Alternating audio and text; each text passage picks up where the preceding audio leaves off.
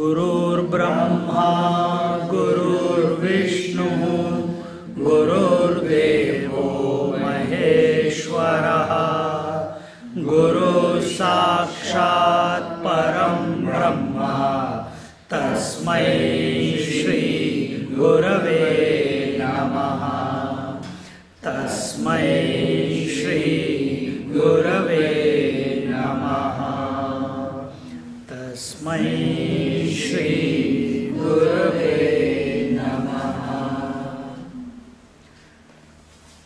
Repeat after me.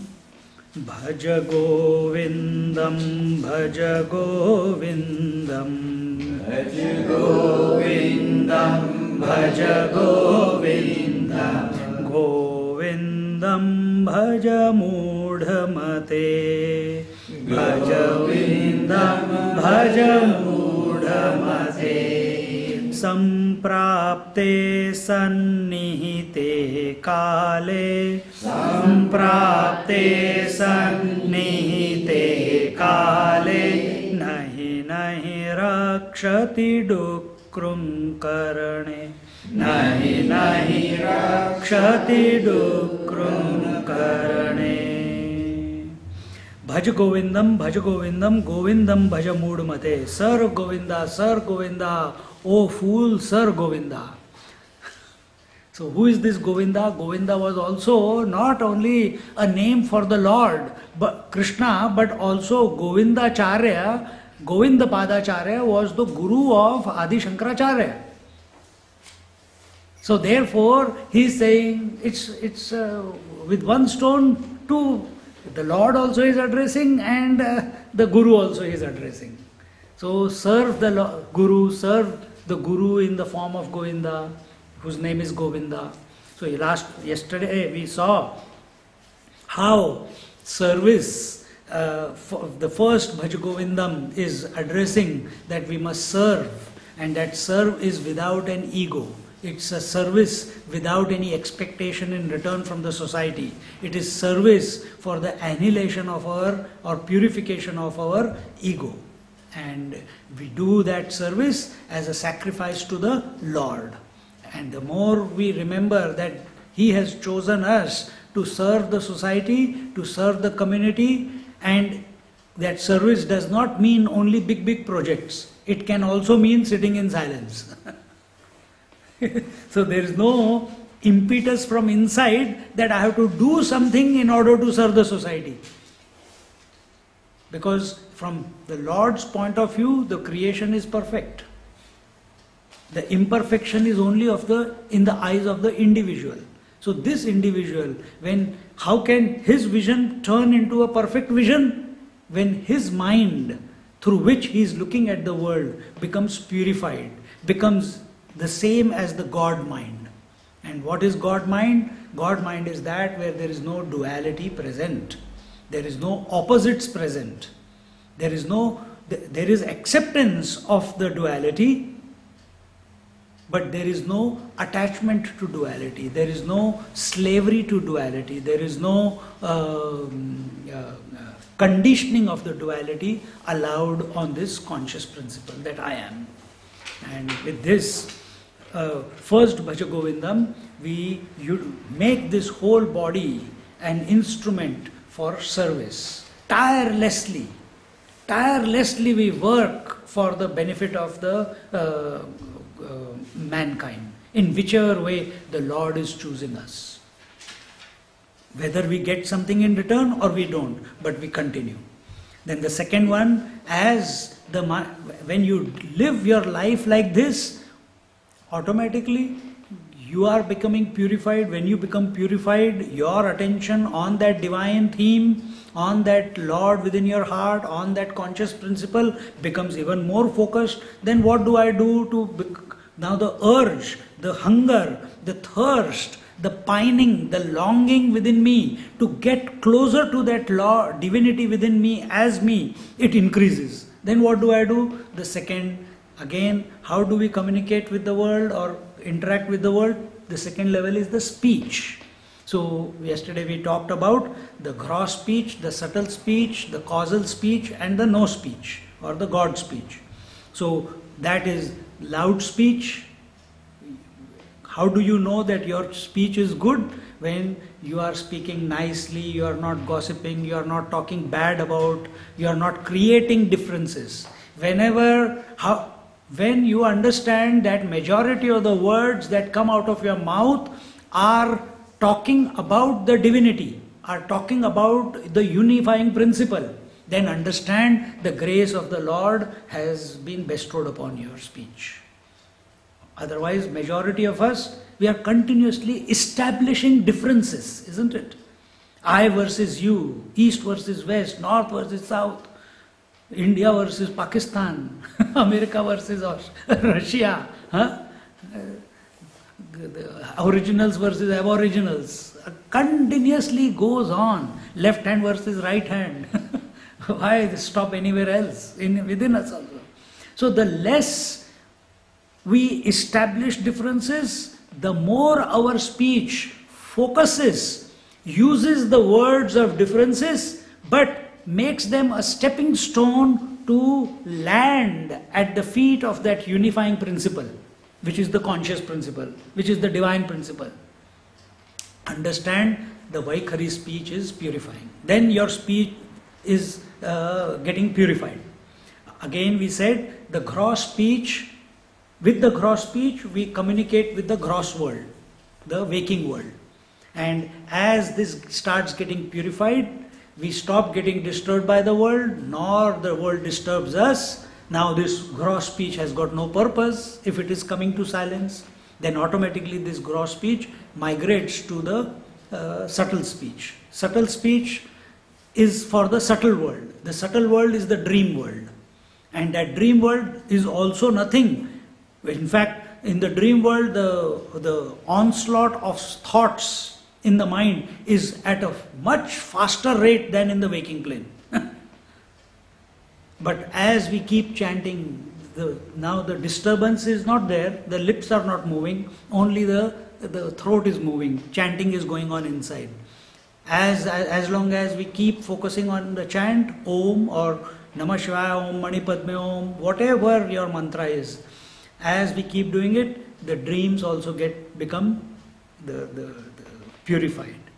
And eventually that sound then migrates as a result of that purification. Now the waking world is not a disturbance for you, the dream world is not a disturbance for you. But there is yet another world in which we live on a daily basis, and that is the deep sleep world. This is where our mind, in these three worlds, it rotates daily. So from here, gross world, it goes to the subtle world, from subtle world it goes to the causal world. Deep sleep world is the causal world. It is out of the deep sleep that both the waking and the dream come out and they go back into. Then they come out every day, again go back into. So when we come to the causal world, our understanding is when we go to the causal world, we go to deep sleep. But here we are chanting, and as a result of that chanting, we have come to a point where the sound from gross, it has become subtle. From subtle, by the time it comes here, just before it comes here, it becomes a japa jap. It becomes a constant repetition of the mantra of the Om, for example. Whether you like it or not, the mind is continuously chanting it. It has got intoxicated with that sound. Right now it is intoxicated with gossip. It is intoxicated with creating differences. But now we have created a new habit for the mind that it is enjoying taking the name of Om. Whether you chant or you don't chant, it is going on. Just like right now you want to think or you don't want to think. Some thoughts are coming in your mind. When you go to sleep, the whole day goes in front of your eyes. Some past memories also come in your mind. You can't stop. It's coming. But now all that is replaced by the divine name. And when we come to this point, as long as you are watching it, eventually it goes into that sound. Mind enjoys variety. And now only Om, Om, Om, Om is coming. Mind says, am I an idiot to chant Om again and again? That Om also slows down and eventually becomes zero. But you are still awake. And so you are noticing that before there was Om, now there is no Om. You go into Samadhi. That is this causal state. So the manifest sound, the gross manifest sound became subtle sound became no sound. But a potential is there of it to become again subtle sound or gross sound. And from here, as long as you are remaining the witness, every time it becomes manifest, instead of getting caught up in the world, you keep chanting, again you go back, eventually the sound, when you remain in that silence for a long period of time, that sound migrates from there to your navel, and from the navel it goes and merges into its ultimate source, which is the Sahasrar, which is the abode of the, in Bhakti Shastra, the abode of the Lord. That's where the sanctum sanctorium is, that union. And in this way we explained. Now still one more Govindam Bhaja is left. So we covered the body, we covered the mind, we covered the speech, and the third is for the mind, for contemplation. When we come to this point where we have reached the causal or in between, at that time we are not continuously sitting in meditation, we are still, you come out of meditation and you move around in the world, but now in that mind, a different atmosphere is there, and that atmosphere is that of not getting involved in the world, but how can I go back again into that divine union with the Lord? And how do you do it? By remembering the contemplation that you did before. And what was that contemplation? I must not overly get involved in the world. I must not establish duality and opposites. I must remember the unifying, that name which can unify and transcend me from everything and everyone. And this way you keep contemplating, reformatting your mind. See, before I started yesterday, when I left Melbourne, I downloaded everything from this camera into my hard disk. Downloading everything from my camera into my hard disk does not make my camera empty for more information to go in. What I have to do? I have to reformat the camera. In that reformatting, all the past memory that was stored in the camera got erased, and the entire hard disk of 60 GB became available for new program to go in, new data to go in. Exactly the same way. Chanting of Om at gross, subtle and causal level, and then contemplation, this allows for reformatting. See? And in that reformatting, the past is deleted, it is negated. In fact, it's not deleted, it's shift deleted. So no, it doesn't go to the trash, from where you can again bring it to the inbox. No. Shift deleted. It's negated. And then you can put a new program, a new data. And what is the new data? Does the hard disk of this camera have any, I like only satsangs to be recorded, I don't want the storm to be recorded, I don't want gossip to be recorded, does it have any choice? Whatever, if I put it on recording, whatever is in front of it, without any choice, it will record. Exactly the same way is our mind. It has got no likes or dislikes. It is a creature of habit. Whatever comes in front of it, it goes and becomes a memory in the mind. The information goes in, depending upon with what intensity you interact with the stimuli that you are coming across in life. See? So if you want to create a new habit, so mind is a creature of habit. So you create a new habit, and the new habit is that of chanting the Lord's name or Om, which must lead to meditation. So you are creating this new habit. Why you are creating this habit? Because your old habit has not given you the peace and happiness that you have been seeking. And in this way, Bhaja Govindam, Govindam Bhaja Mudamate, Samprapte Sannihite Kale, Hinahi Rakshati Dukrum Karane. Samprapte Sannihite Kale. When the appointed time comes, Samprapte Sannihite Kale. Kale means time. When that appointed, which is that appointed time? That appointed time is of death. Nobody can be 100% sure when that death is going to come. But at the same time, everyone is 100% sure that I am going to die one day. Isn't it? That this body is going to die one day. There is a universal guarantee that we are going to die. Then what is going to make this death into a gateway to realization? Is it possible? Every night we go to sleep, it is a gateway to waking up every morning, isn't it? And which waking up? The waking up of in the same world which you left yesterday. Even though it is not. Even though it is not the same world.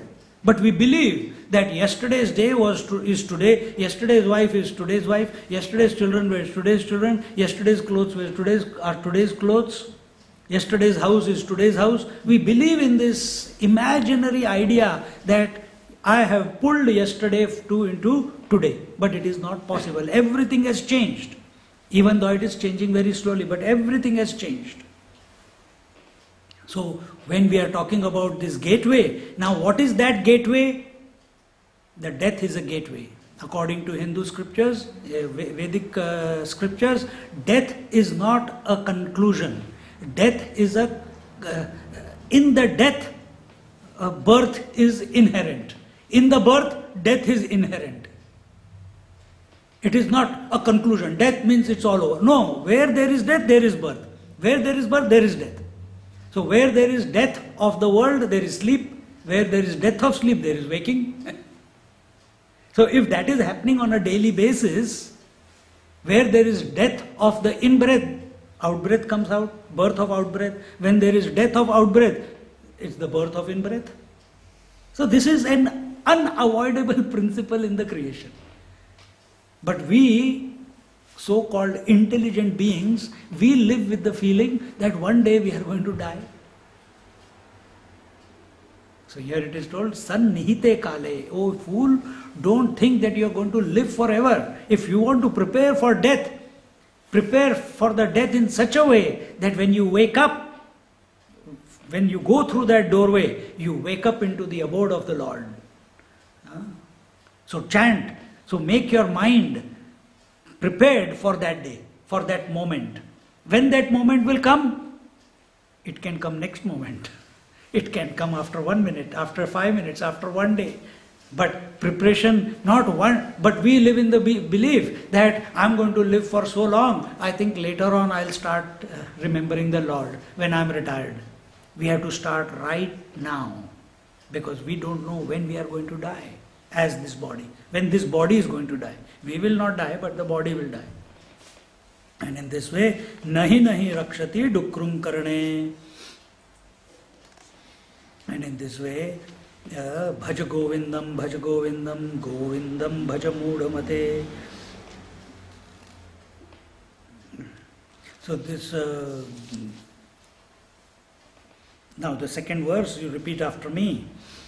Mudha jahi dhanagama trishnam, jahi dhanagama trishnam, kuru sadbuddhim manasi vitrishnam, sadbuddhim manasi vitrishnam, yallabhase nija karmopatam, yallabhase nija karmopatam, Vettam tena vinodaya chittam, Vettam tena vinodaya chittam, Bhaja govindam, bhaja govindam, bhaja govindam, bhaja govindam, Govindam bhaja mudha mate, Govindam bhaja mudha mate. But when we are not preparing for that gateway, for that death, for that eventuality which is confirmed the moment we took birth, where do we spend? If we are not preparing for death, then what are we doing? We find that in the world, while we are living from birth till death, there are 4 avenues in which we put efforts, where doership is paramount, and these 4 avenues are where we are continuously putting efforts and getting lost. And what are they? They are dharma, artha, kama, moksha. They are the duties. They are when I am doing my duties, I put efforts. When I am satisfying my desire, I put efforts to satisfy my desires. I put efforts to amass wealth, and I put efforts for self-realization. Isn't it? So here, for the first one, it is told, Mooda jahihi dhanagama trishtam kuru sadbuddhim manasi vitrishtam.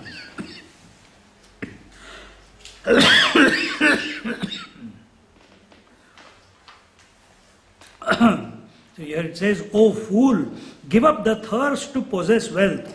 Create in your mind, devoid of passions, thoughts of the reality. With whatever you get as a reward of the past, entertain your mind, be content. See, when you go to a goldsmith shop, what do you go to buy? You go to buy, you just now got married, and what did you go to buy? Ornaments. I want Mangal Sutra. I want this beautiful necklace. Hey, Unni, spend some money. Saving for nothing. Spend some money. When I went to buy, did I go to buy cloth or thread, or did I go to buy sari? I went to buy sari for both of you, isn't it? So, what is the truth? You pay money for the ornament. The truth is the gold. And you suppose he buys some beautiful necklace for his wife and says, darling, here is my neck, I brought you a present. She says, yuck, what a design. Come, let's go and give it back and get something else. You go back, he paid $10,000 for it, and he goes back, he says, I'll give you only $6,000. He says, just now, 1 hour ago I bought from you for $10,000, and now I'm wanting to return, you're giving me only 6. What does the goldsmith say? He says, my dear sir, you bought a necklace, I am buying the gold. Isn't it? So where is his attention? On the substratum. Where is your attention? On the form. You pay money for the form, he pays for you money he is paying you money for the substance. See? So where is our attention? So here, just, O fool, give up the thirst to possess wealth. No. When enough is enough. When enough is enough. There was one person standing on the roadside. You tell me, I'll give you one example. There is one millionaire or a rich person, one of us, with some means, and we give $100, $200, $1,000 as donation. This is for the benefit of the orphans in India in this organization. Or this is for this Vedic school in India. $100. I give every month $100. For the temple I give so much money. Whatever you are giving. And there is one, and you check, do I get tax deduction? But there is one beggar. There is one beggar. He is standing on the street, and there are 2 beggars, and the younger boy who is a beggar, he is not getting any money. The other beggar, suddenly one person comes by and he gives him 2 rupees or 5 rupees, and he sees this young boy who is so hungry, so famished. That's all he has, 5 rupees. He is also hungry. But he takes that 5 rupees, he goes and buys some chapati and vegetable from the vendor, and the boy is looking that now uncle has got 5 rupees, he will be able to eat a bonda vada, and he goes, he buys something, and instead of eating himself, he gives it to that small child. Who is greater? The one who has given thousands of dollars, billions of dollars as a philanthropist, or that fellow who has got nothing and he got something, but that something that he got, he immediately offered out of love for another person without expecting anything in return. See, that type of mindset is required. That type of inner cultivation of the heart is required. And that cannot happen by thinking about the world. That cannot happen. Majority of the times, if you have money in the pocket, if I have $10 in my pocket, I will keep thinking, yeah, $10, I am rich. And if my pocket is empty, the thought of pizza, the thought of a nice cappuccino will not come in my mind. But because I got some dakshina from somewhere and I got $20, $30 in my pocket, suddenly the options increase. Acha, should I buy? For a long time I haven't had a latte. Chalo, let's have a latte. Then still $27 are left. So what do I do? Then no. Maybe I can go for a movie. No, maybe I can get a T-shirt for myself. That's nice. I haven't done any shopping for such a long time. These options were not available for me. The moment you have money in your pocket, the desire start erupting in your mind. You want to spend that money for something. Good or bad does not matter, but you want to make use of it. Your buying capacity increases. See? So, oh, stupid fool,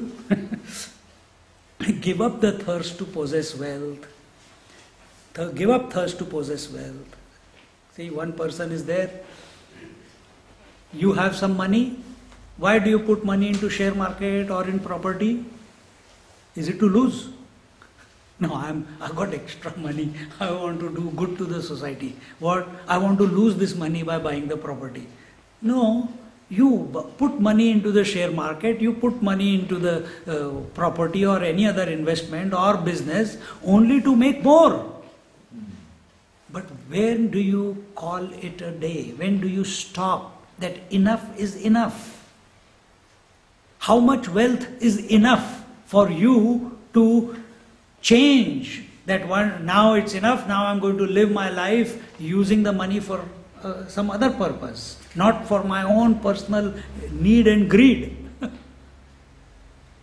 See, one person was there in the village, and he was a miser and as very, very attached to his wealth. And the children grew up, they got married, he handed over the business to his children but kept the checkbook with himself. There are, everywhere you hear those.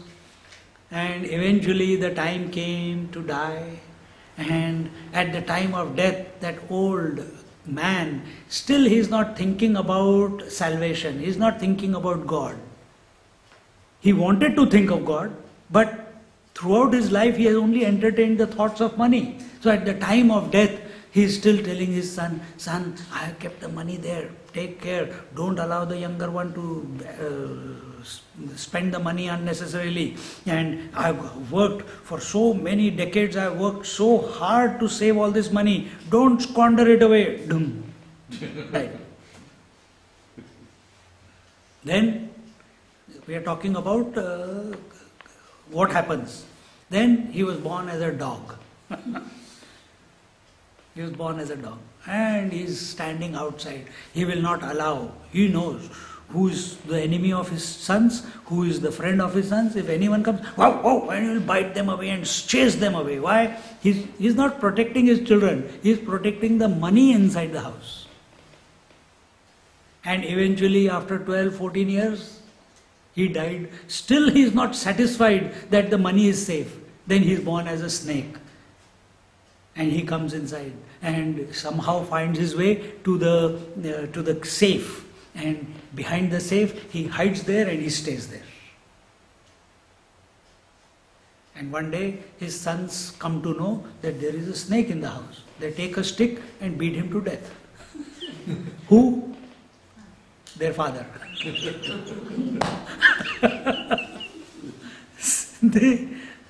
This is attachment to wealth.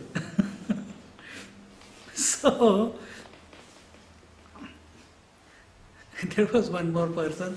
He went to, he said, everything in this world is a misery. I want to meditate on the Lord and sit in quiet. As he found a place away from the village and township and in the jungle, and he was sitting in meditation. One day, some people were passing by. They saw, a great yogi sitting in meditation. Sir, have you eaten? It's okay. No answer. Automatically in the evening, the head villager, he sent one boy to bring some milk. Every day they were bringing milk, one after the other. And in the daytime, when he came to know there is a village nearby, he started going out sometime. And one day they came and they saw that he was not wearing any clothes.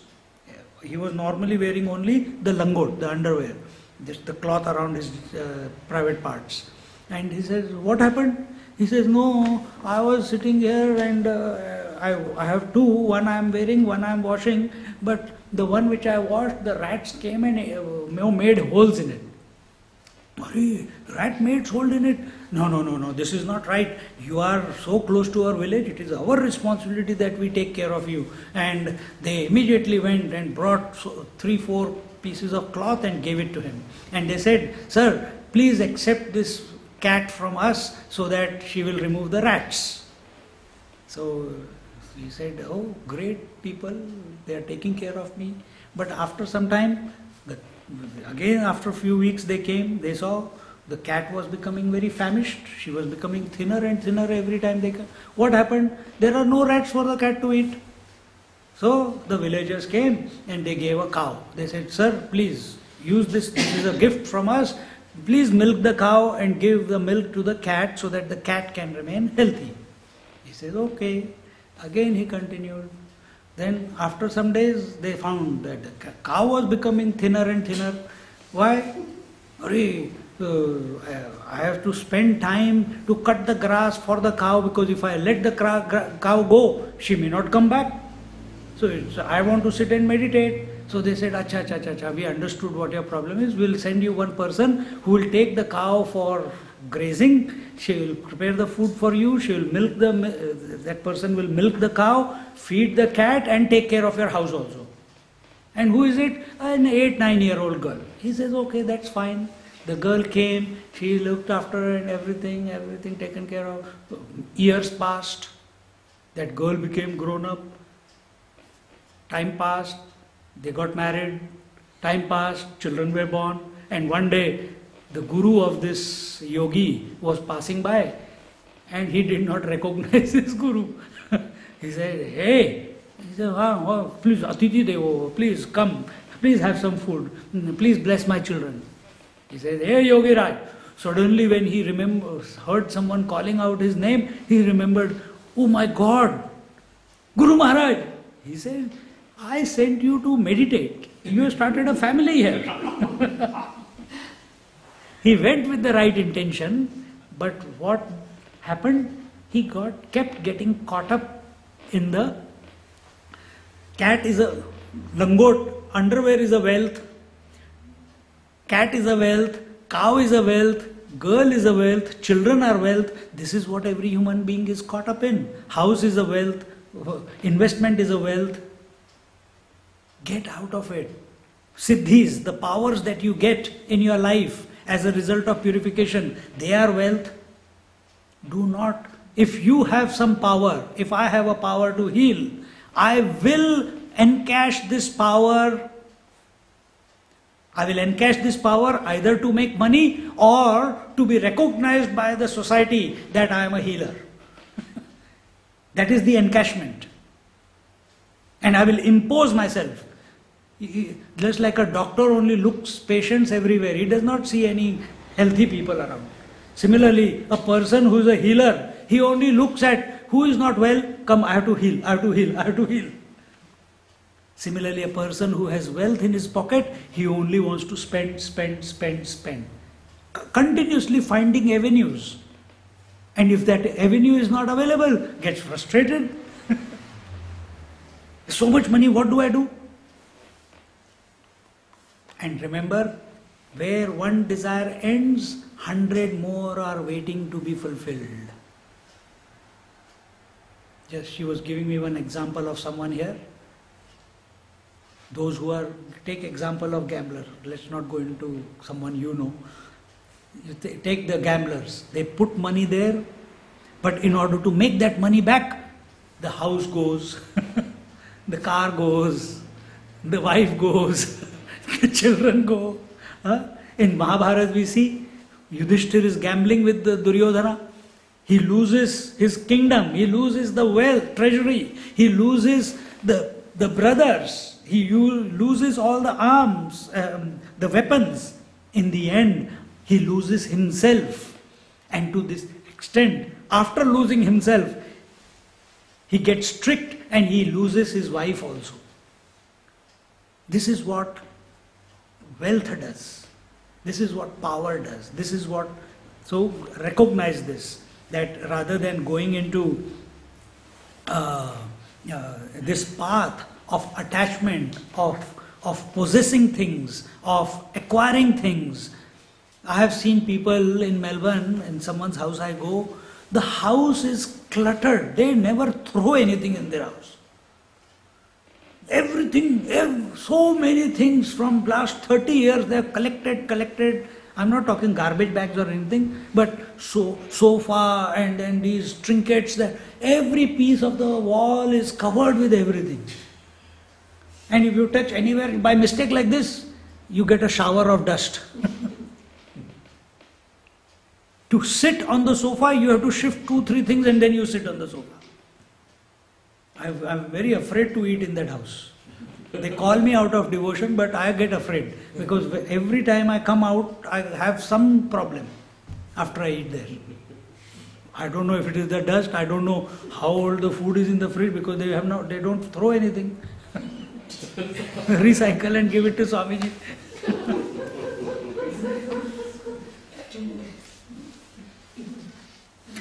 So does it mean that we have to give up, we have to renounce the wealth? No, we are not talking about you don't earn the wealth. You earn the wealth. You multiply the wealth.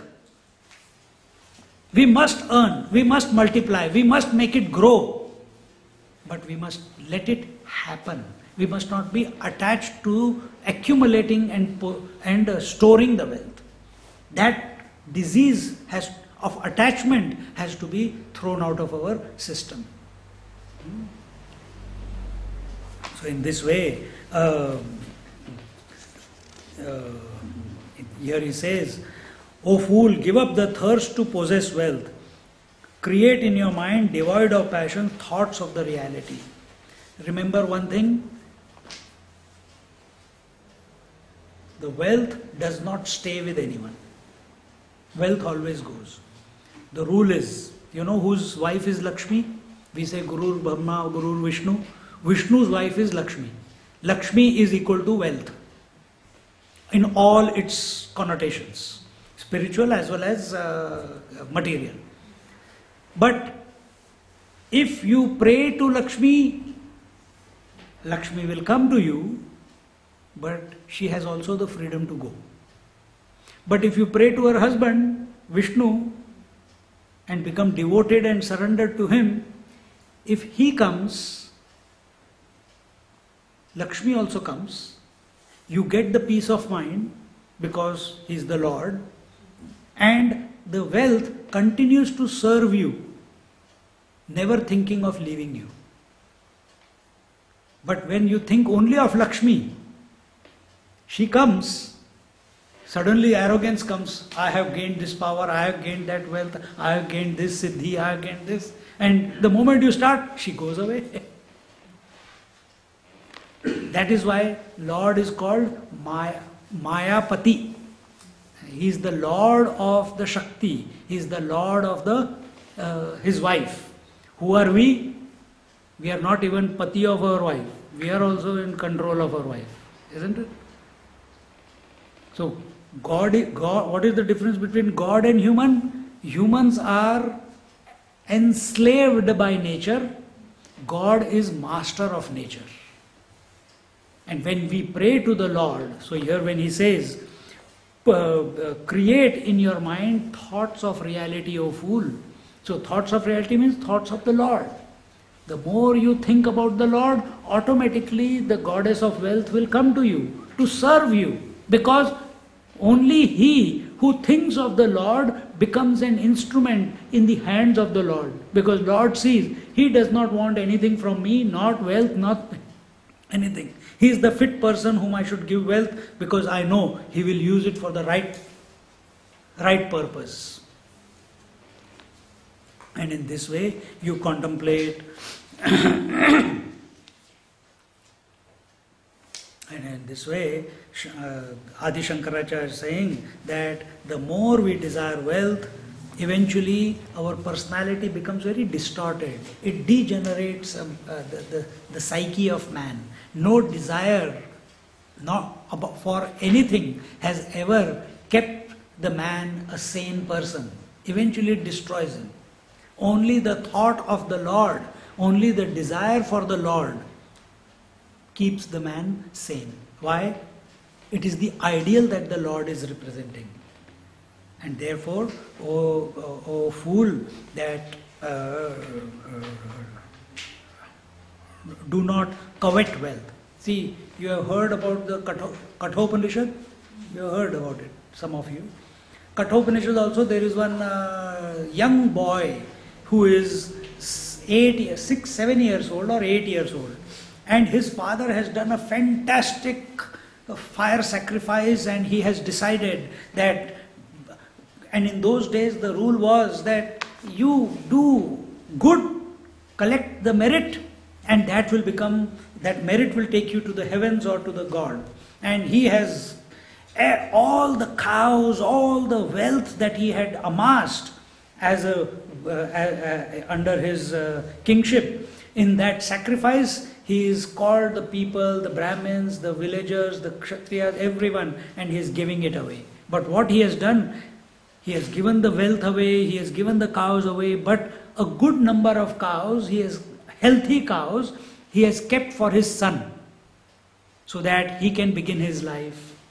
And he is giving dilapidated cows, who can't even walk, who can't even stand, who can't even give any milk. And the son looks at it and he says, Dad, he does not say and challenge the father, Father, why are you giving these type of cows to the people, to the educated people, to the Brahmins? Instead of being an asset, they are more a burden on them. So he says, Dad, to whom will you give me? So Dad says, what he is talking about? Again he goes and nags at him.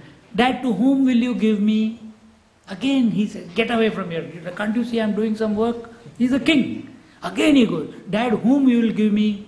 In that moment of irritation and understanding that this son is telling me that I'm doing something wrong, he says, go, I give you to death.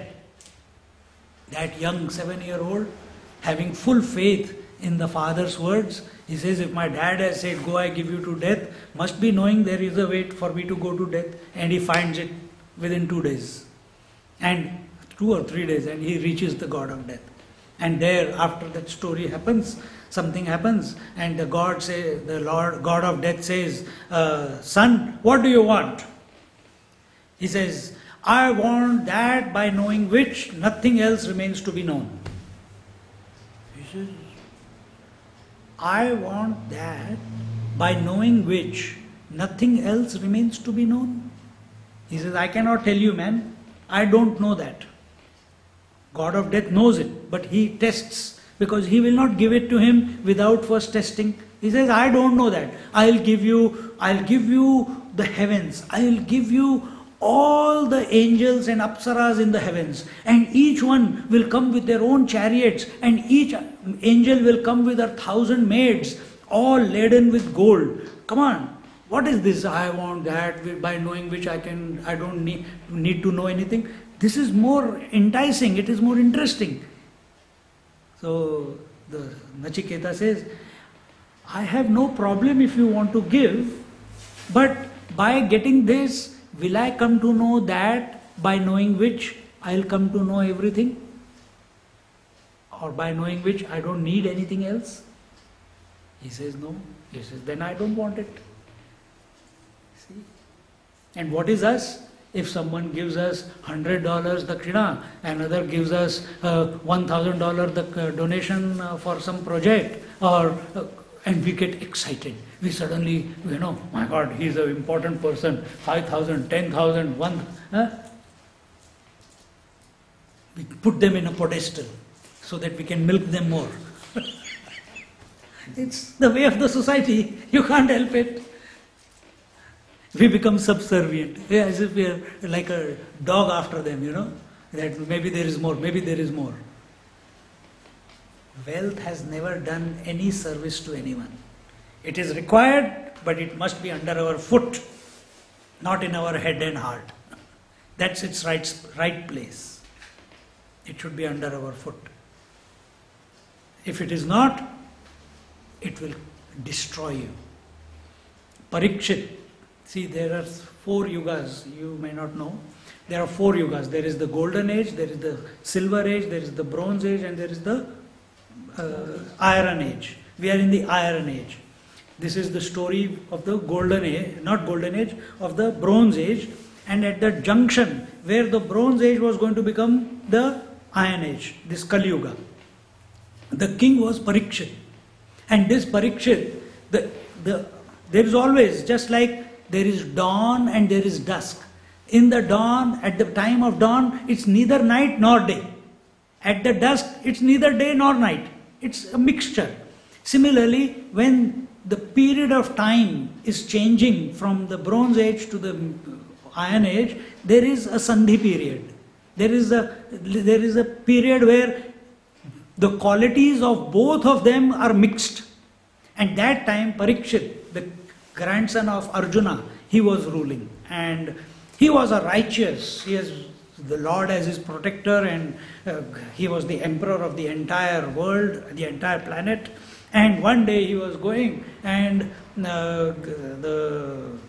17 times he had defeated the energy called the Iron Age. So if you can call Iron Age and give it a form, that fellow is called Kali Yuga. And that potential of the Kali Yuga, what does Kali Yuga do? It only propagates differences, it only propagates fights, arguments, discussions, animosity, discord. This is the quality of Kali Yuga. So every time he wanted to come, Parikshit Maharaj has defeated him.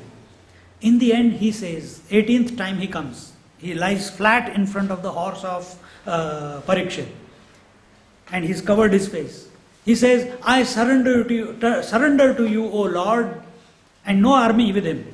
So he says, surrender? No, please accept me as your, I am surrendered, so please accept me as your subject. He says, okay, get up. And when he gets up, he sees the face, this is the Kali Yuga. He says, I have defeated you 17 times, and this time you have tricked me by surrendering to me. He says, what can I do? But the nature, according to the nature, it is my time to come, but you are not allowing me to come. I am also, the nature is propelling me to come to you.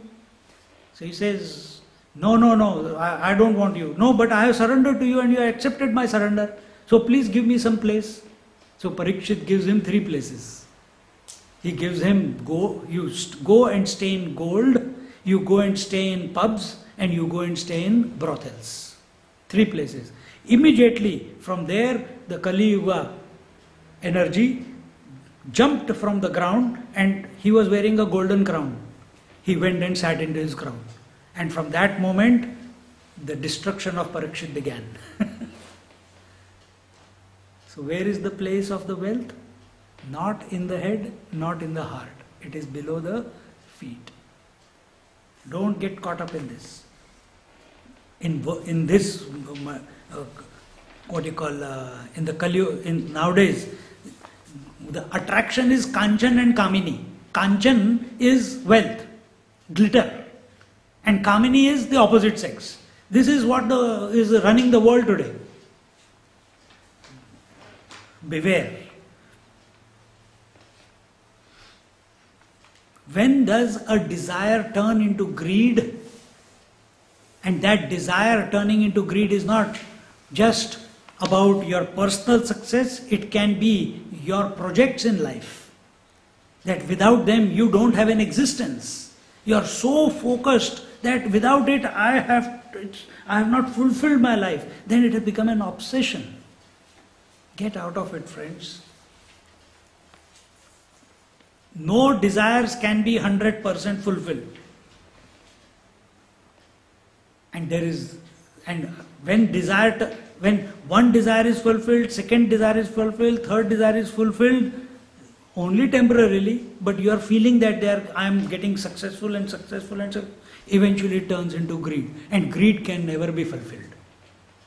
It leads to anger. Anger leads to delusion. Delusion leads to loss of memory. Loss of memory leads to lack of discrimination. And where the man stops discriminating between what is right and wrong, that is the fall of man. See? So, attachment to wealth takes you in this direction. Continuing, come to the verse 3. Nari stana bharanabhidesham. Nari stana bharanabhidesham. Drishtva maga mohavesham. Drishtva maga mohavesham. Etanmasavasadi vikaram. Etanmasavasadi vikaram. Manasi vichintaya varam. Varam. Manasi vichintaya varam. Varam. Bhaja Govindam. Bhaja Govindam. Govindam. Bhaja Mudhamate. Nari stanabhara nabhidesham. So the first area where man continuously finds himself involved in is in procuring wealth and loses the way in his life.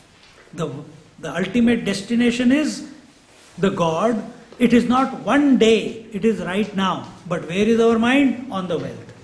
The second avenue where he leaks his energies, where he leaks his potentiality, the inherent potential that is there, is in Nari Stanabhara Nabhidesham, continuously looking at the beautiful forms and feeling that I wish I was married with her. You were nicely living your life as a bachelor, and suddenly for no reason you looked at someone and then started thinking, I think she will be my good wife. I think she will be my good wife. And then you start communicating, and then you get married. And then, who is wife? WIFE, worries invited forever. Who is it, sir? Worries invited forever. Now, understand, the wife that I am talking about is not the physical wife that you are talking about, okay? It is the Stree. The Stree means the woman. Woman means that, and in every human being there is a masculinity and there is femininity. That feminine part, the matter part, the material part, the conscious part is called the man part. The matter part is called the Stree, the feminism. And this is made up of Satara. Stree, the word Stree, which is in the Sanskrit language, which means a woman, is made up of Satara. Sa stands for Sattva, Ra stands for Rajas, and Ta for Tamas. The one who is continuously engrossed, intoxicated by sattva, rajas, tamas. And what is this sattva, rajas, tamas? Which is continuously changing.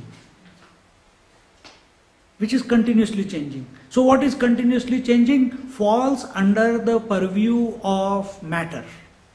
World is continuously changing, time is continuously changing, body is continuously changing, senses are continuously changing, they are never stable. Breath is continuously changing, emotions are continuously changing, thoughts are continuously changing. All this comes under the umbrella of sattva, rajas, tamas. So don't get attracted by this, don't get intoxicated by it. Oh fool! And here when it says three, it does not mean that man is attracted by woman. It's the other way around also. So here when it says, seeing the full bosom of young maidens and their navel, do not fall a prey to maddening delusion. This is but a modification of flesh and fat. Think well thus in your mind again and again. Adi Shankaracharya was passing through the streets of Banaras. This is also in the streets of Banaras. And while he was passing, suddenly one chandal, uncouth, dirty, unwashed, unclean, stinking fellow came in front of him. And he was wearing a hide and he had 4 dogs with him and he was walking by. And Shankaracharya immediately said, Muncha, muncha, give way, move on the side. He stopped suddenly in the middle of the alley, very narrow alley. He says, you look like a wise man. Who? This uncouth fellow is telling him. You look like a wise man? Yeah. You look like a clean man? Yeah. Can you answer my 2 questions? He says, what? He says, why you are telling me to move aside? My body is made up of blood, bones, urine, fecal matter, pus and phlegm. 6 things. Is your body made up of something better? So that means there is no difference between my body, which is dirty, made up of this filth. Your body is also made up of that same filth. So which body, whom are you telling to go away? Second question. If you are telling this Atma, this conscious principle who is expressing through this body to go away, you look like a wise man, you know Atma cannot go anywhere. It is the permanent principle. So the Atma in me and the Atma in you, the life in me and the life in you is one and the same. So please educate me. Who are you telling to move away? Shankaracharya fell at his feet. Sorry sir, you must be some great person. At that very moment, that uncouth fellow immediately took the form of Lord Shiva. He says, good, you learnt your lesson, move on. See? Where is our attention?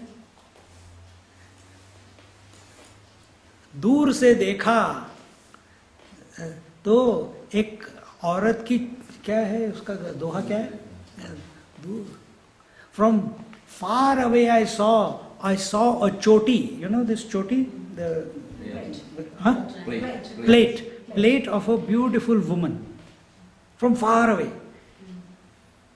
So it's a saying in Hindi. From far away I saw a plate of a hanging and a beautiful woman's plate. When I went closer, I saw it was the tail of a buffalo.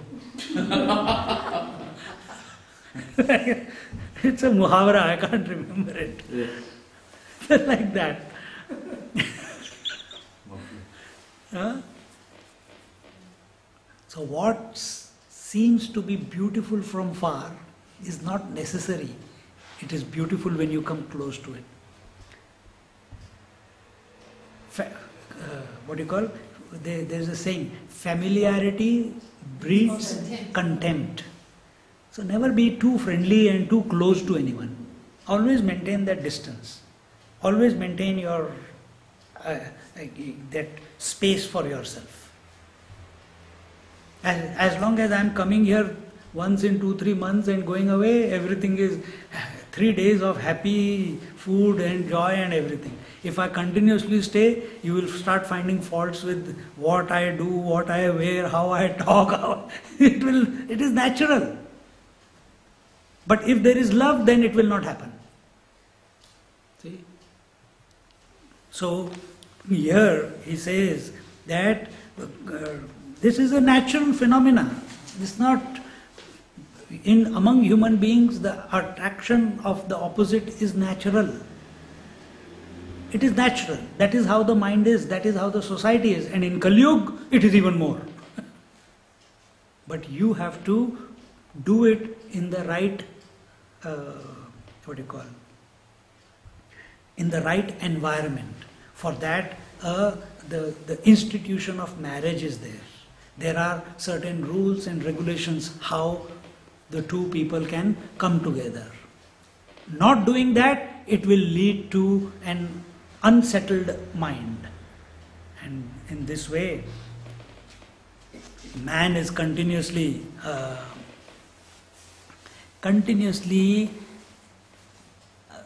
striving in life only to get away from pain and attain joy. Dukkha nivritti, sukha prapti. This is the two reasons. He is doing everything. You have come here also for that reason only. I am talking also for that reason only.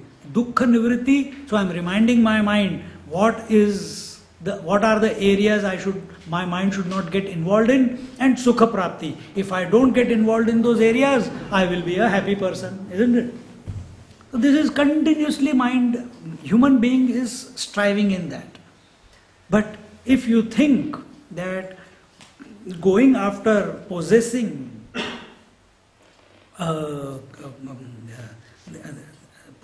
the opposite sex or opposite person is an act of valor, an act of achievement, you are mistaken. Instead, harness those energies which are leaking into, you think all youth, all teenagers have gone through this. You were also teenager, you were also youth once upon a time, including me. If you intensely look at some girl or a boy during the college days or school days, at night in the dream she will come. She will come. She has entered your mind. Why? Because the heart is beating and is retreating. Oh my darling. But she doesn't know that your heart is beating by looking at her. She has got no idea. See? But she has entered your mind and she has disturbed your sleep. So where will your energies go? Into wrong areas.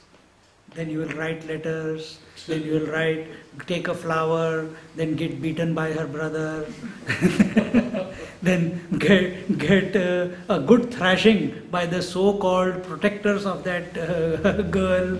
And then why I fell in love. Then you will start writing poetry. Then you will start writing books on love. मेरा दिल ही टूट गया अब जी के क्या करेंगे. My heart is broken. Now what is the point of living?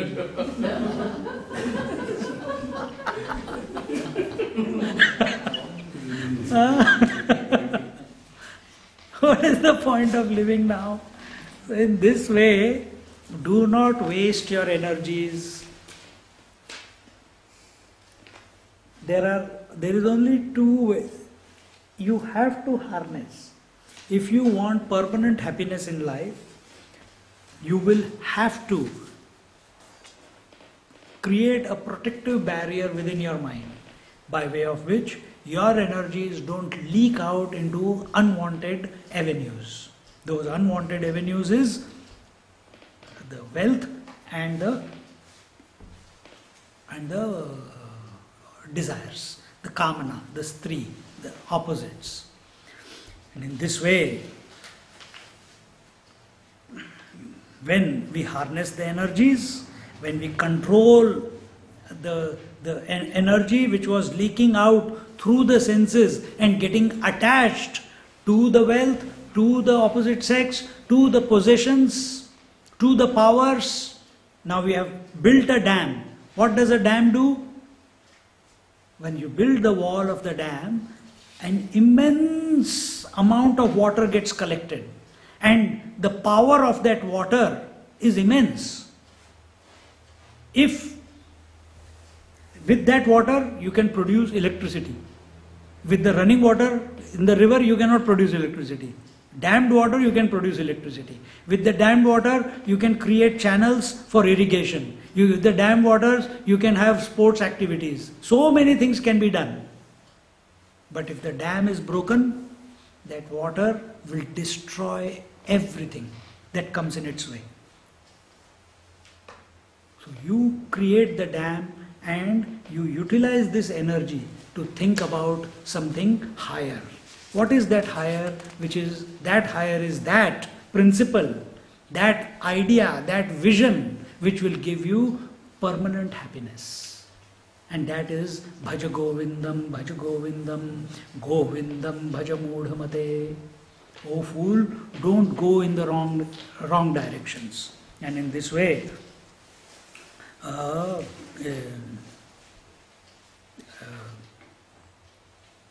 we come to the third one.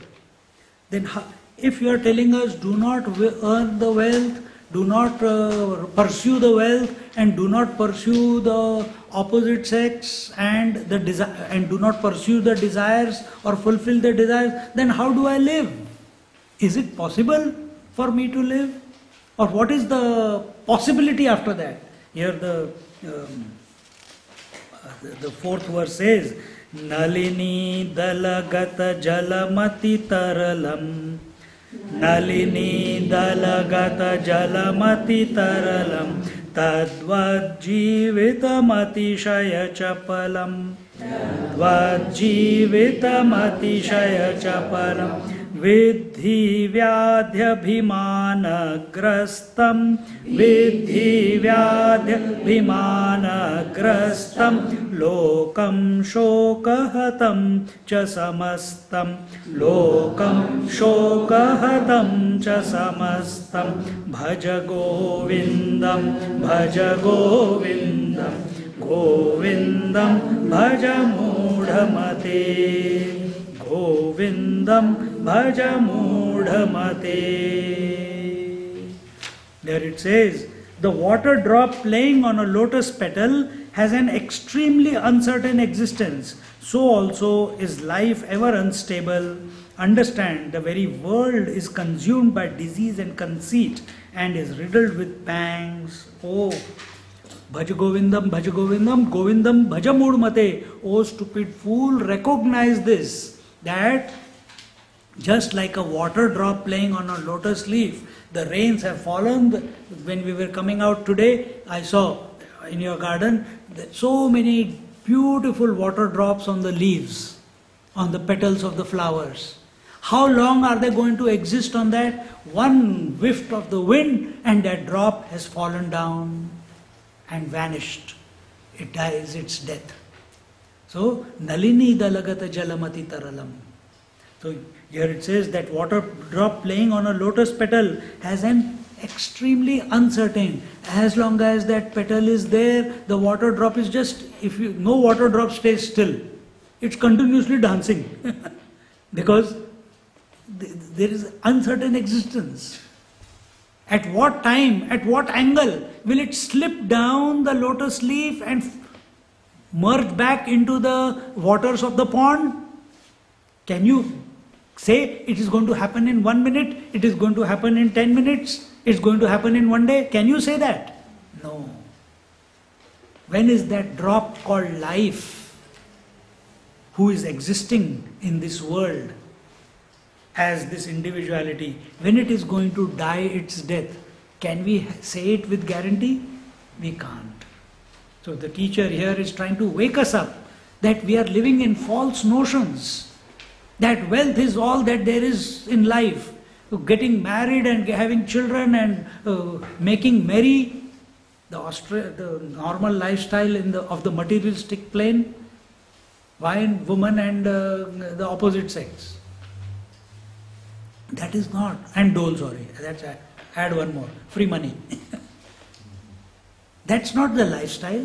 Man has been created, has come into existence because only in man the higher possibilities can be explored. A dog cannot think about the way we are thinking. Oh, he is a faithful animal, he has got no choice. You are feeding him. He will be faithful. He cannot say, Acha, from today onwards, you are not my master, I am going to someone else. He cannot do that. He cannot say, from today, I am going to smile all the time. Have you seen a dog smile? Yet on YouTube you can see, they paste pictures of dogs smiling. Have you seen a dog who is saying, Acha, now I will only sing the glory of the Lord? There are exceptions to the rules. But human being is the one where we can make choice to explore something higher. Whatever the intellect imagines, only in the human being the intellect has the capacity to imagine that which does not exist at this present moment. See? And what is that? Has anyone in this world till today experienced God, and yet everyone is going to the temple and church? Nobody has seen God. And yet we are seeking. Why go to God so far away? Have you seen your mind? And you say that I got a mind? Has anyone seen their mind? Then what proof is there that there is mind? Your parents told you, this is your dad, this is your mom, and you start accepting it.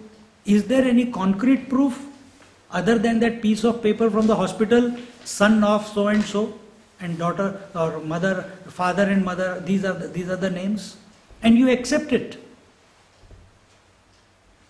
But there is no proof, there is no direct experience. Only out of faith you accept it, isn't it? So that potential, that animals don't have, plant kingdom doesn't have. That potential to trust, that faith. Faith allows us to explore higher possibilities. Faith allows us to explore the unknown. And that is available only in the human being.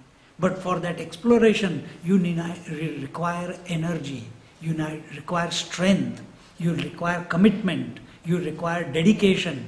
You require single-pointedness of purpose. Then,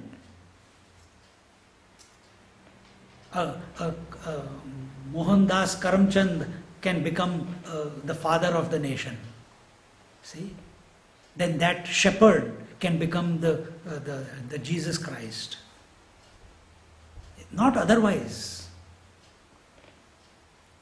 But you have to go through the slog, you have to collect your energies, you have to harness your energies, and you apply them in the to the higher goal.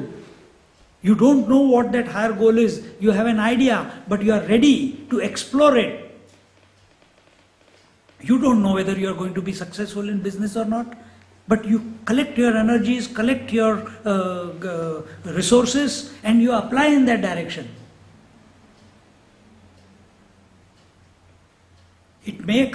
You may achieve, you may not achieve. That is not in your hands. The only, freedom you have is to make that choice and apply in that direction. What result comes, that's his will, not your will. So in this way, he says, the life is ever unstable. We see death around everywhere. But we feel we are going to live. I am already planning, after I go back to Melbourne, I will plan our trip. I'll do, what if I don't reach Melbourne? The plane gets crashed. No, Swamiji, don't speak like this. It's very inauspicious. Whether auspicious or inauspicious, if the plane has to crash day after tomorrow, it will crash. If I have to be in an accident from here to go to Raj's place, if it has to happen, it will happen. If I have to have a heart attack while the next word comes out of my mouth, nobody can stop it. Why did it happen to such a Swamiji? Suddenly he was talking of holy, he was talking so nice things, he was talking about God. Why did God do this to him? These are all foolish questions. When death has to come, it will come. You cannot stop it. But we all live in the expectation that we are not going to die so soon. We are not going to die so soon. That we have got many years left in front of us. And in this belief, we keep living, we keep indulging, we keep satisfying our desires and not preparing for the death, not preparing for that gateway, not preparing for waking up at the moment of death. See? So in this way, Uttishta Jagrata, Vivekananda says, Uttishta, wake up, O man, not one day, right now wake up, Jagrata, stand up, strive till you don't reach the goal. So strive, work hard. And what is the goal? Goal is ultimate fulfillment. Goal is God realization. Goal is every moment I must be able to express the joy. Forget about God, some idea. If you are able to express joy and every moment of your existence, you are a God man. Not because of anything, but in spite of everything. You are happy every moment. Then you are a great person. So Uttishta Jagrata. And in this way, even Buddha, he always says, Sarvam Kshanikam, Sarvam Dukkham. Everything is momentary. These are the words of Buddha. Everything is momentary. Everything, and everything that is momentary brings only pain. Dukkham. So when great masters are saying this, scriptures are saying that, we have become wiser than them to rewrite the biography of ourselves, that we are going to be happy by involving ourselves in the world. It is not going to happen. Recognize, in this world nothing you can possess, nothing you can say it is as mine, not even this body, not even these thoughts. Every moment they are leaving you. Every moment, with time, the body is changing.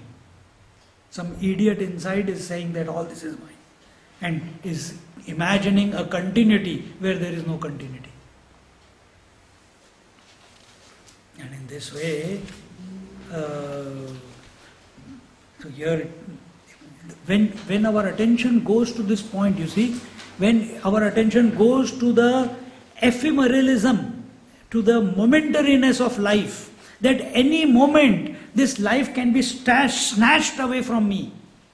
Any moment in my life that death can come. You will be alert. Isn't it? When you are climbing the Mount Everest, you are very alert. When you are scuba diving, you are very alert. When you are hang gliding, you are very alert. Because you know, one mistake means instant death.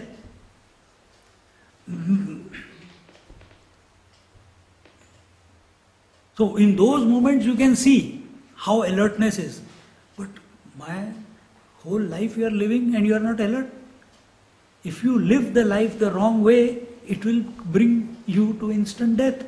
And nobody wants death. That is the truth. Everyone wants to live. So that intrinsic feeling that I must live forever is there in every one of us. But where are we searching for it? In the outside world. And what is that outside world? Which is continuously changing. And that changing world, which has a beginning and an end, which is existing only for a momentary period of time, can never give us that permanent happiness. So we have to find something else. We have to put our attention on something else. Because by putting attention on the world and running after it, it will, nobody till now in this world. Otherwise, why would Buddha, who is a prince, who is a son of a king, who has got a beautiful wife, who has got a beautiful son, Rahul, who has never been exposed to old age and disease. Father did everything that was there in his capacity to protect him from old age and disease and death. He did not allow him to go to in those areas. And yet, one day, as fate would have it, he was exposed. And that one moment, he asked his friend, "Hey, what is that?" He said, "It is dead body." "What is that dead body?" He says, "When life out of the body goes away." He says, "Oh, but his face is looking, that is called old body." "What is old body?" "You will also get old one day." "But my father never told me about this." From that moment on, he started thinking. 3 days later, he had gone. See? So, are we going to wait till Mohamudgar, till the Lord hits us with a mace to wake us up? Are we going to wait in our life till some untoward incidents comes and we wake up? "Hey, yaar, I wasted my life doing this, doing that. I should have spent more time contemplating on the Lord." See? Or are we intelligent enough? Intelligent means the one who learns from other people's mistakes, not repeats the same mistake which is being committed by everyone around him. So in this way, just like the lotus grows in the water, exists in the water, and nurtured by the water, nourished by the water, but ultimately it dies in the same water. So you are born in this creation, you grow in this creation, you are nurtured by this creation, and eventually you will die in this creation. Who is that you? The body and mind. And nobody wants to die, as I said. So we have to find a way. And towards this, the next, that drop of water on the leaf of the lotus is the jiva principle, this individual. We are the drop. When will we drop back from the leaf into the total waters of the pond? When will it happen? Anytime it can happen. There is no guarantee. Lord's grace can happen. That merging, the truth is, the water which has an individual existence on the lotus leaf, when it falls or drops away from the lotus leaf, it goes and becomes one with the total waters. But it is afraid, "I'm going to die, I'm going to die, I'm going to die, please help, help, help, help, help, help, help." Actually it has gone and become one with the total waters. So all his fears were imaginary, wasn't it? So if you are, when you go die, when you are going to be one with that ultimate reality, why not you live as that reality right now? Why do you want to take on all the problems of the individual and accept as your own? Recognize yourself to be that infinite waters. If you have recognized yourself as then infinite waters, then whether you are a drop, whether you are a river, whether you are a drop in the sky or on the lotus leaf, it does not matter. You are free wherever you are. Is it a guarantee that once you merge back into the waters of the pond, you will remain there? No. Evaporation is taking place. Again, some molecules will go up and you will come down again as water. So, are you going to keep crying every time you come out? Or are you going to recognize, hey, this cycle will go on, this phenomena will go on, but I am that infinite water. It's the Lord's will that I appear, I evaporate, I go up, evaporate and go up into the clouds, come down as raindrops. and come and eventually merge back into the world. This phenomena is going on all the time. Continuing, Yavad vittoparjana saktaha, Yavad vittoparjana saktaha, Tavat nija parivaro raktaha, Tavat nija parivaro raktaha, Paschat jivati jarjar dehe, Paschat jivati jarjar dehe, Vartam kopi na pruchhati gehe, Vartam kopi na pruchhati gehe, Bhaja Govindam, Bhaja Govindam, Govindam, Bhaja Mudamate. In the previous verse, one more point was, it said that Vidhi Vyadha Bimana Grastam, the journey of every body, anything that is born in this world is only one. What is that? Birth, growth, disease, decay and death. Whether it is a TV screen, whether it is this computer, whether it is this camera, whether it is this body, there is birth, there is growth, there is disease, there is decay, and there is death. That is the truth about everything in this world, including the trees, including the redwood trees, including the big huge rivers, including the mountains. Himalayas will also, we may not be alive, but one day they will also become dust. It's inevitable. So recognize this. You are surrounded by death. But even though we are surrounded by death, our attention is always on death. Arey, live. Put your attention on life. Why do you want money? So that you can secure yourself. You can have a better life. So that you have money for plastic surgery. So that you can have better medicine. So that you will not die of disease and death. And such people catch that strain which cannot be cured. There is one person in Nepal, lady, who eats meat, drinks alcohol, smokes cigarettes, and her children have died, her grandchildren have died, and her great-grandchildren some of them are also dead. And she complains, Swamiji, please bless me. What is the blessing she wants? That I should die.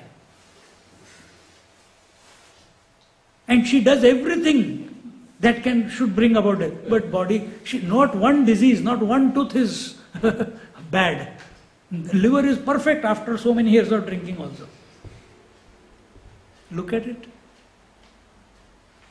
But she will die. She is not there anymore. She is gone now. So, as much as you may be confident, but this birth, growth, disease, decay and death, this is the Vyadhi. Vyadhi means this is the degeneration in anything that comes into existence in this creation, including this planet, solar system, galaxy. This will happen. There is no escape from it. And the only way you can escape it is become the master of it. That is called salvation. That is what Buddha realized. That is what Krishna realized. That is what Baba realized. That is what all Jesus realized. All saints and sages realized that. So, yavat vitto parjana saktaha tavat nija parivaro raktaha paschat jivati jarjara dehe vartam kopi na pruchati ge. As long as there is the ability to earn and save, so long are all your dependents attached to you. Later on, when you come to live with an old infirm body, no one at home cares to speak even a word with you. Is it not the truth? Yesterday only, one person, not yesterday, day before yesterday, someone came to visit me. He says, he must have heard my lecture or on the internet or somewhere, and he says, Swamiji, I came from India to Australia, and I had a very good position there, and I brought a lot of money with me here. Now I'm building a house here, etc., etc. But I'm not getting a job.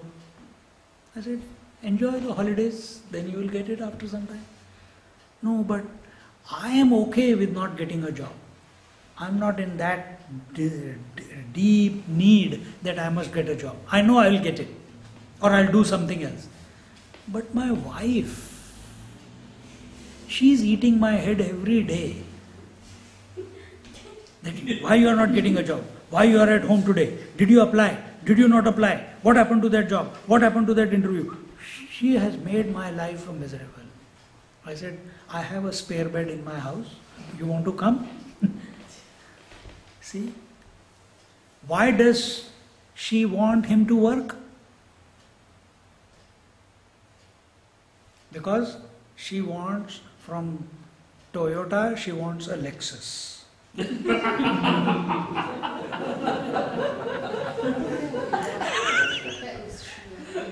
From 1 bedroom, she wants 5 bedrooms. From 5 bedrooms, she wants a palace, mansion in Turak. So she wants more. So what is he? He is the money spinning organism. And he must be kept busy. If he is not busy, he is not satisfying my desires. See? So here a great truth is being presented to us. That as long as you have the earning capacity, till then everyone asks for you. Dad, my darling dad, can you buy my ticket to Canberra or to Europe? And then after the trip is over, darling, can you fix this internet problem? I don't know. I'm very busy now. Call me when I'm free, I'll tell you.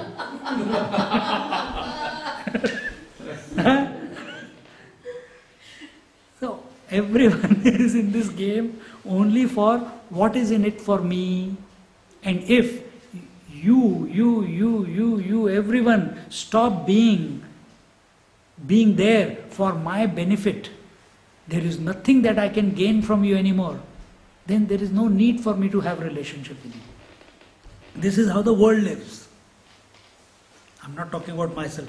I'm talking about in general. That's what it's seen.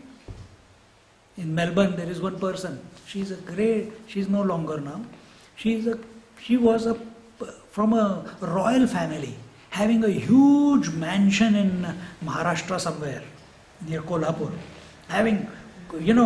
She was in her late 60s or early 70s. In her house, 6-7 cars are there with the drivers. And she in the house, to maintain the house, to cook, clean, garden, everything. She has got about 20 servants. And she was living a wonderful life.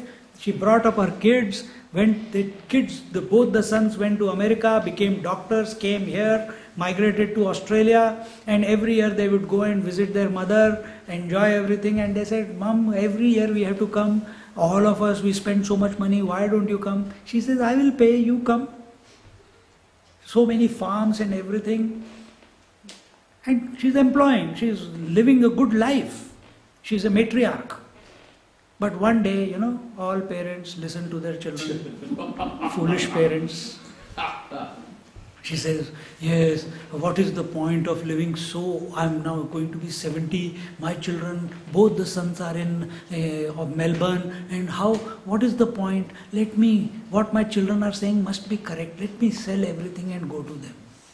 And she sold the entire empire, put the money in the names of her husband, in the name of her 2 sons, and came to Melbourne. And the deal was, Mom, we want to enjoy your company. 6 months you stay with me, 6 months you stay with the younger brother. First 6 months she stayed with the elder son. After 2 months, the problem with the daughter-in-law started. Why don't touch that, don't do this, don't do that, don't do this, this is very expensive. She is more rich than you fellows. But this newfound idea that, And she was living in a granny flat. Even then, she will cook her own food. Still, they were not, and they were waiting when the 6 months will be over. The 6 months were over, the younger son, they said, Mummy is ready, we have packed the bags, please take her. She went. There she couldn't even last for 15, no granny flat. So they had to live together in the same house. And the problems began from first day itself. Till you are far away, everything is hunky and dory. But the moment you come close, these young girls who have not seen the world, suddenly problem. And before the 6 months were over, she's not even 1 year in Australia, she was put into a nursing home. And I used to go to visit her. The children would not even come to see her. They got what they wanted. They got all the money. So I told my mother, Mummy, you are not going to put any money in my account. You are not going to put anything in my name. Because if you do, I will sell everything and go. Where you will live? So she says, I am not going to give you one money till I die. So I said, okay, I got other parents. So I got Raj and Prashila in Hobart. I got Ashok and Usha in Sydney. I got Bian and Appi in West Hobart. I got Ashok and Shailja on this side. So I got, instead of one mother, I got so many parents now. But isn't it true? For one property, for $10,000, parents, the brothers and sisters fight with each other. See? So your worth, your value is only as long as you can provide. The moment you stop providing, your usefulness is over. They are all waiting when you are going to die, because you are a burden on them. So recognize this. Don't feel that, no, my children are not like that. All children are the same. No, my wife is not. One person, the husband passed away. And at the last rites, the wife had to do something. She says, I'm not going to see this old dead man. Her husband. I said, but the rituals require you to. I don't want to see. He's dead. He's not my husband. She is right. Why should I go? See? In one house we went, and the old man was sitting there, and the child in Bombay somewhere, and Bombay or Delhi, I can't remember now.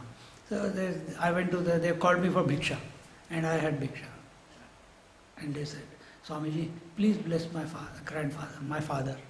And I looked at the father lying in the bed, thing coming out, hands, totally. So I said, what happened? Oh, some disease. I said, okay, so what do you mean by bless my father? Do you want me to wake him up? Their eyes opened. No, Swamiji, let him go peacefully.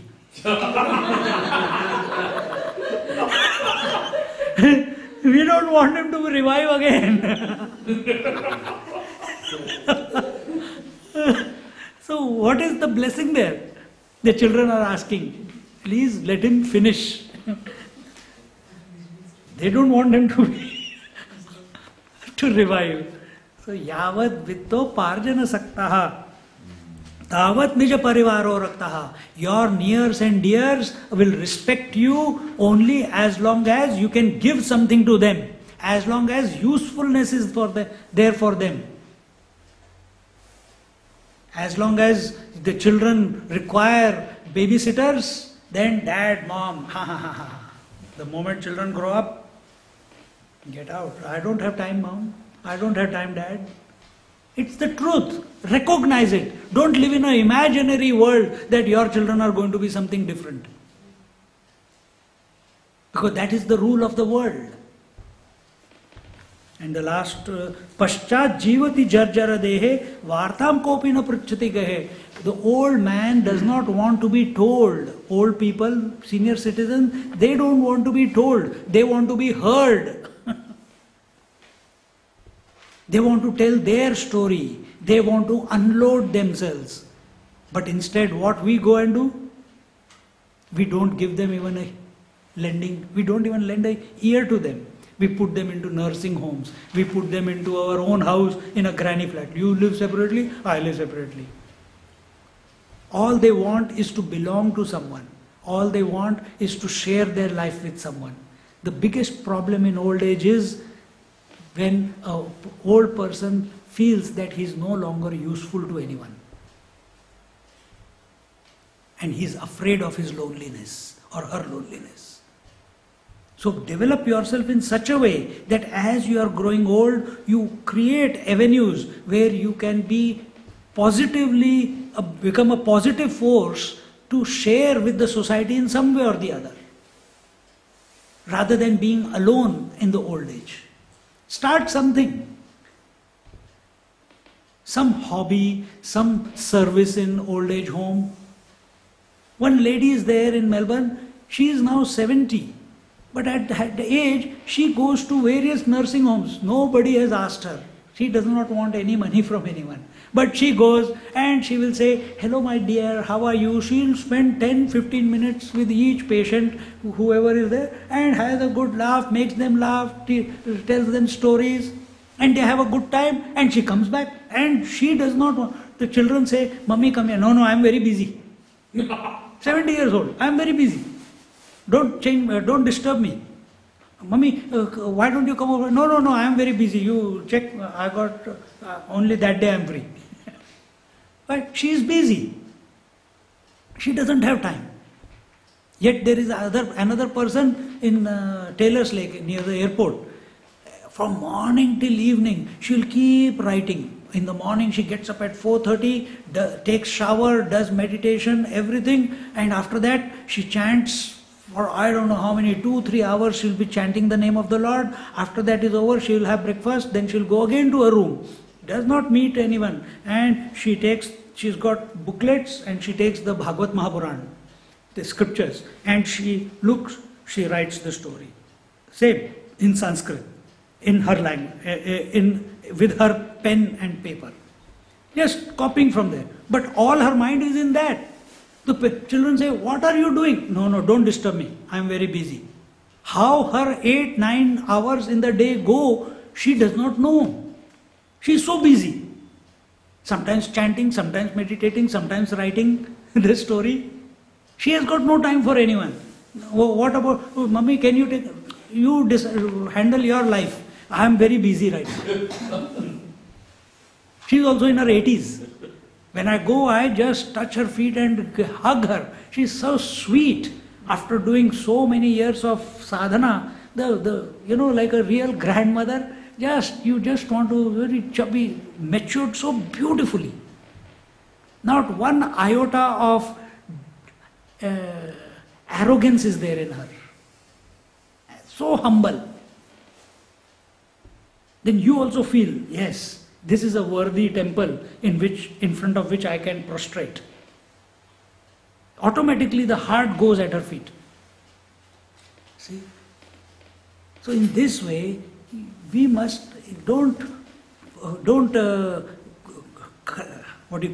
expect satisfaction from the world. That includes your relatives, that includes your brothers, sisters, that includes your children. Find satisfaction inside your heart. That's the only place you will get it. And for that, this principle was given. Yavat vitto parjana saktaha tavat nija parivaro raktaha paschat jivati jar dehe vartam kopina pruchati gehe bhaj govindam govindam bhaja mudhamate samprapte sannihite kale nahi rakshati dukrum karane. So put attention on the Lord, be obsessed about the Lord in your heart. Then we will have the vision that which stabilizes in that Lord will bring about our perception that the entire world is not other than the Lord. The change comes from inside. Change does not come from outside. Om Purnamada Purnamidam Purnat Purnamudachyate Purnasya Purnamadaya Purnamevavashishyate. Om Shanti Shanti Shanti. Harihi Om Shri Gurubhyo Namaha. Harihi Om. So in this way, this Bhaj Govindam is banging us, waking us up to, hey, your approach to life is going wrong somewhere. So correct it, man, otherwise you are going to suffer. And if you are waking up, then Bhaj Govindam has achieved its purpose. If you are not woken up, banging will continue every 3 months. Hari Om.